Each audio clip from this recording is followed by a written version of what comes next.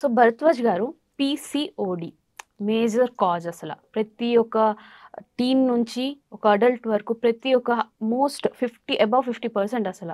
PCOD అనేది ప్రతి ఒక్క వుమెన్‌లో కనిపిస్తుంది అసల. సో దీనికి ఏంటి మేజర్ కాజ్? అసలు ఈ జనరేషన్‌లో ఎందుకు ఎక్కువ పీసీఓడి ప్రాబ్లమ్స్ అనేది ఫేస్ చేస్తున్నారు? దేనివల్ల? ఫుడ్ ఐటెమ్స్ వల్ల? లేదా స్లీప్ సర్కిల్ వల్ల? లేదా స్ట్రెస్ వల్ల? దేనివల్ల? సో పీసీఓడి అనేది కామన్ డిసీజ్ అయిపోయిందండి. సో ఇప్పుడొచ్చే మాకు ఎలా ఉన్నారంటే ఇంటర్మీడియేట్ పిల్లలు ఎస్పెషల్లీ 10th అయిపోతుంది. హ్మ్. సో ఇంటర్మీడియేట్‌లో ఏ రెసిడెన్షియల్ కాలేజ్‌లోనే జాయిన్ అవుతారు.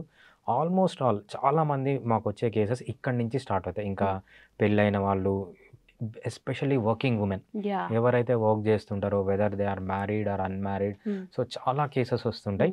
మనం మెయిన్‌గా రీజన్ తీసుకున్నప్పుడు పీసీఓడికి సో ఫస్ట్ పీసీఓడి ఎందుకొస్తుంది అనే దానికంటే కొంచెం పాథాలజీ అర్థం చేసుకోవాలి. యాహ్! షూర్. అసలు పీసీఓడి రావడానికి రీజన్ ఏంటి అని. హ్మ్. సో పీసీఓడి రావడానికి మనకేంటంటే హైపర్ ఈస్ట్రోజెనిక్ స్టేట్ అంటాం. హ్మ్. సో మనకు డిఫరెంట్ హార్మోన్స్ ఉంటాయి విమెన్‌లో. హ్మ్. దాంట్లో ఈస్ట్రోజన్ అనేది కూడా ఒక హార్మోన్ అనమాట. ఈ ఓకే. హార్మోన్ అనేది అవసరం. సో ఎంత ఉండాలో అంతే ఉండాలి. ఎక్కువ ఉండకూడదు, తక్కువ ఉండకూడదు. హ్మ్. ఎప్పుడైతే కావాల్సిన దానికంటే ఈ హార్మోన్ ఎక్కువైపోతుందో హైపర్ అంటే ఎక్కువ. హైపర్ ఎక్కువ. ఈస్ట్రోజెనిక్ స్టేట్ అంటే ఈ హైపర్ ఈస్ట్రోజెనిక్ స్టేట్‌లోకి విమెన్ వెళ్ళడం వల్ల ఈ ప్రాబ్లమ్ వస్తుంది. ఓకే. సో హైపర్ ఈస్ట్రోజెనిక్ స్టేట్‌కి వెళ్ళడానికి మనం మెయిన్‌గా 3 రీజన్స్ అనమాట. ఓకే. ఫస్ట్ మేజర్ రీజన్ వచ్చి ఒబేసిటీ. ఓకే. ఎప్పుడైతే ఒబేసిటీ ఉంటుందో సో ఒబేసిటీలో మనకేం జరుగుతుంది? ఫ్యాట్ అనేది 2 ప్లేసుల్లో డిపాజిట్ అయితుంది. యాహ్! ఒకటి అబ్డామినల్ ఫ్యాట్ యాహ్! అంటాము.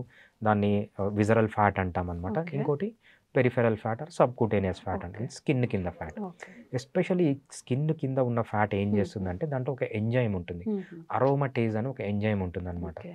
సో ఈ ఎంజైమ్ ఏం చేస్తుందంటే వేరే ఆండ్రోజెన్స్‌ని సో ఎట్లా టెస్టోస్టిరాన్ ఇవన్నీ వేరే హార్మోన్స్ ఉంటాయి. విమెన్‌లో కూడా ఈ హార్మోన్స్ ఉంటాయి. యాహ్! ఈ హార్మోన్స్‌నంతా అది ఏం చేస్తుందంటే ఈస్ట్రోజన్‌గా కన్వర్ట్ చేస్తుంది. ఎప్పుడైతే ఈస్ట్రోజన్‌గా కన్వర్ట్ చేస్తుందో హైపర్ ఈస్ట్రోజెనిక్ స్టేట్. ఈ హైపర్ ఈస్ట్రోజెనిక్ స్టేట్ అంటే ఈస్ట్రోజన్ అనేది a hormone that multiplies the cells అనమాట. ఓకే. ఇదేమవుతుందంటే యుటరస్ పైన చాలా యాక్షన్ ఉంటుంది. ఓకే. యుటరస్ పైన యాక్షన్ అయినప్పుడు మల్టిపుల్ ప్రాబ్లమ్స్ వస్తాయి. ఫస్ట్ వచ్చేది పీసీఓడి. ఓకే. తర్వాత బల్కీ యుటరస్ అంటామంట. యుటరస్ లావు కాకపోవడం. ఓహ్! సో నెక్స్ట్ ఏంటంటే ఫైబ్రాయిడ్స్, యుటరైన్ ఫైబ్రాయిడ్స్ అంటాము. అదేవిధంగా ఎండోమెట్రియోసిస్. ఓకే. సో మామూలుగా విమెన్‌కి ఏంటంటే మెన్సెస్ అనేది యుటరస్‌లో రావాలి. ఈ ఎండోమెట్రియోసిస్‌లో ఏముంటుందంటే ఆ మెన్సెస్ బయటికొచ్చి బ్రెయిన్‌లో మెన్సెస్ రావడం, ముక్కులో మెన్సెస్ రావడం, అబ్డామిన్‌లో మెన్సెస్ రావడం. Okay.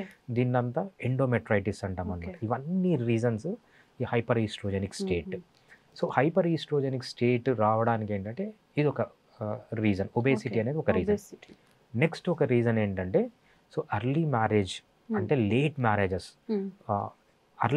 Late menarche early menarche అనమాట. మెనార్కీ అంటే పెద్ద మనిషి కావడం. యాహ్! సో పాతకాలంలో ఎలా విమెన్ ఎప్పుడు పెద్ద మనుషులు అయ్యాలంటే సో 10 ఇయర్స్‌కో లేదంటే 12 ఇయర్స్‌కో 13 ఇయర్స్‌కో మెచ్యూర్ అయ్యేవాళ్ళు. అవును.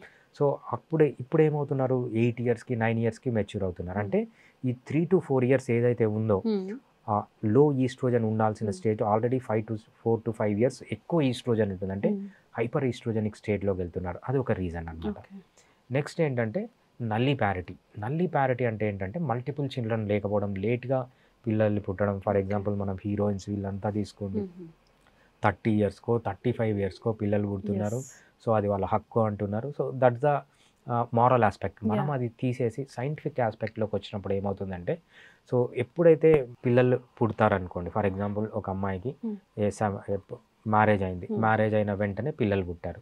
సో ఈ 9 మంత్స్ ఏదైతే ఉంటుందో అప్పుడు మెన్సెస్ ఉండదనమాట. లో ఈస్ట్రోజెనిక్ స్టేట్‌లో ఉంటారు. దాన్ని ఏమంటారంటే గెస్టేషనల్ ఎమెనోరియా అంటారనమాట. ఓకే.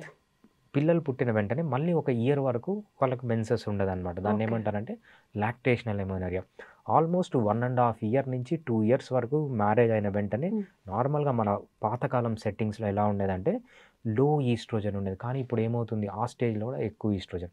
అదేవిధంగా పాతకాలంలో ఒక్కొక్కరికి ఒక 10 మంది పిల్లలు ఉండేవాళ్ళు. అంటే ఒక్క పిల్లవాడికి ఇయర్‌లీ 2 ఇయర్స్ ఎమెనోరియా యేసుకున్న వాళ్ళ రీప్రొడక్టివ్ లైఫ్ సైకిల్‌లో ఆల్మోస్ట్ 20 ఇయర్స్ వీళ్ళకు లో ఈస్ట్రోజన్ ఉండేది. కానీ ఇప్పుడు ఏమవుతుంది 20 ఇయర్స్ ఈస్ట్రోజన్ పెరిగిపోతుంది.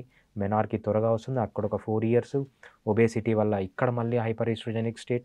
ఈ ఈస్ట్రోజన్ పెరిగిపోవడం వల్ల ఈ ప్రాబ్లమ్స్ అనమాట. ఓకే. దీనికి బెస్ట్ సొల్యూషన్ ఏంటి?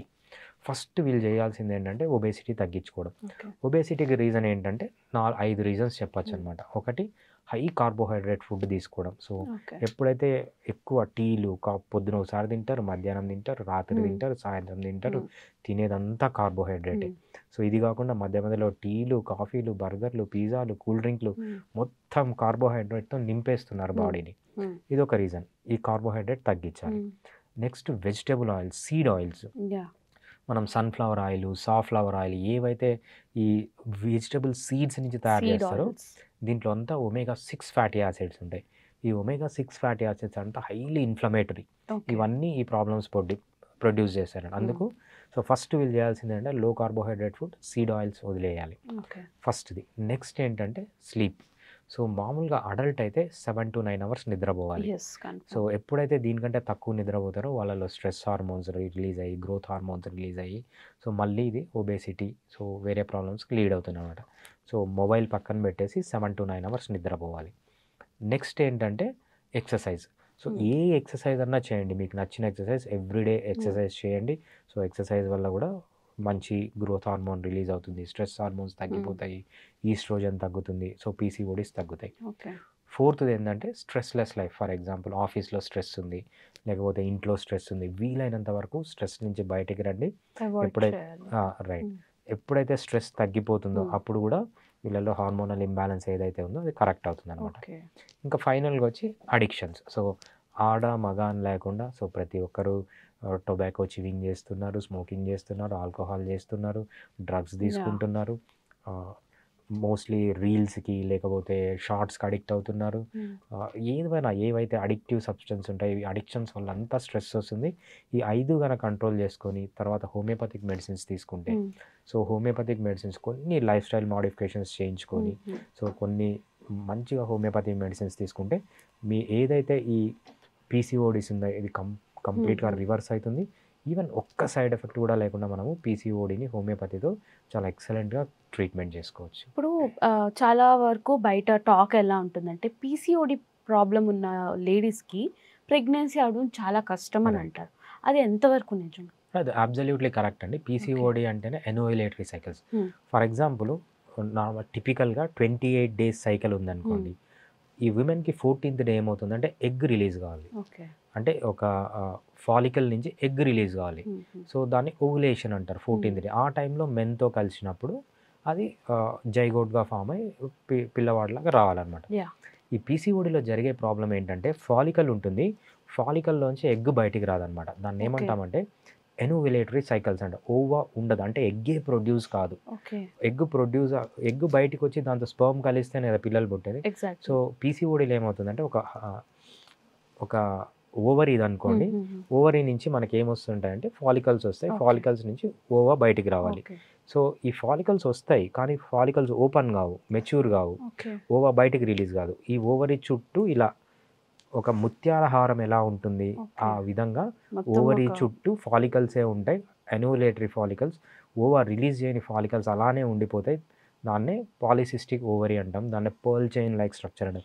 ఓకే. అసలు ఓవరీ పీసీఓడీ అంటేనే మీనింగ్ ఏంటంటే no ova. No. Ova release కాదు. ఓవా రిలీజ్ కాదంటే ఫర్టిలైజేషన్ జరగదు. ఓకే. ఫర్టిలైజేషన్ జరగలేదంటే జైగోట్ ఫార్మ్ కాదు. So PCOD whole meaning itself is not producing not of producing ovary. Ova.